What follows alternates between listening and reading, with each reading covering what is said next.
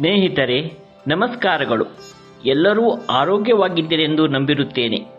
ಸರಸ್ವತಿ ಪ್ರಭಾ ಬಾಲಪ್ರತಿಭೆ ಅರಳಲಿ 3ನೇ ಸಂಚಿಕೆಗೆ ತಮಗೆಲ್ಲರಿಗೂ ಸ್ವಾಗತ, ಸುಸ್ವಾಗತ. ಈ ಸಂಚಿಕೆಯ ನಮ್ಮ ಪುಟಾಣಿ ಅತಿಥಿ ಅಸೀಮಾ ಕಾಮತ್, ಸಾಗರದವಳು. 9 ವರ್ಷ ವಯಸ್ಸು. ತಂದೆ ಅಶೋಕ್ ಕಾಮತ್ ಮತ್ತು ತಾಯಿ ಚೇತನಾ ಕಾಮತ್.